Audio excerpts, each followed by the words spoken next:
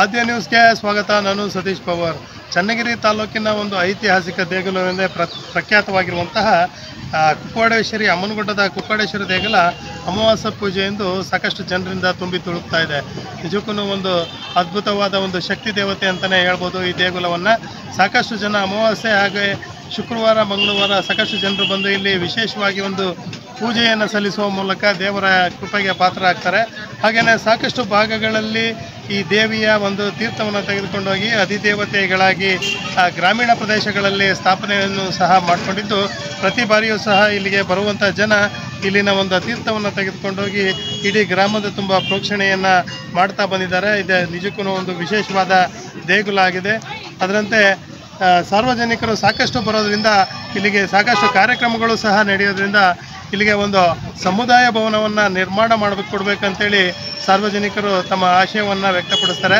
ಹಾಗೆಯೇ ಸಾಕಷ್ಟು ಹಣನೂ ಸಹ ಇಲ್ಲಿ ಸಂಗ್ರಹ ಆಗೋದ್ರಿಂದ ಹಣಕ್ಕೆ ಯಾವುದೇ ಕೊರತೆ ಇರೋ ಕಾರಣ ಆದಷ್ಟು ಶೀಘ್ರವೇ ಒಂದು ಇಲ್ಲಿ ಸಮುದಾಯ ಭವನವನ್ನು ನಿರ್ಮಾಣ ಮಾಡಿಕೊಡ್ಬೇಕಂತೇಳಿ ಆದ್ಯ ನ್ಯೂಸ್ ಸಹ ಆಗ್ರಹಿಸ್ತಾ ಇದೆ.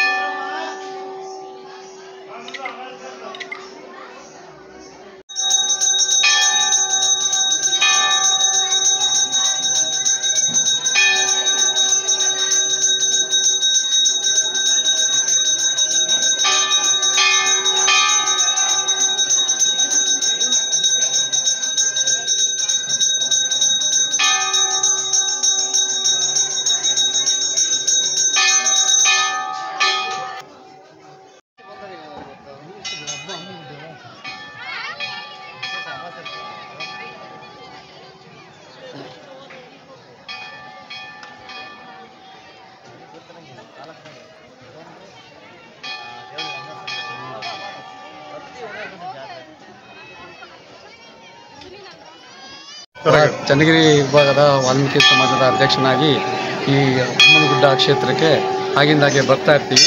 ಇಲ್ಲಿ ಸಾರ್ವಜನಿಕರಿಗೆ ಒಂದು ಸಮುದಾಯ ಭವನ ಅವಶ್ಯಕತೆ ಇದೆ.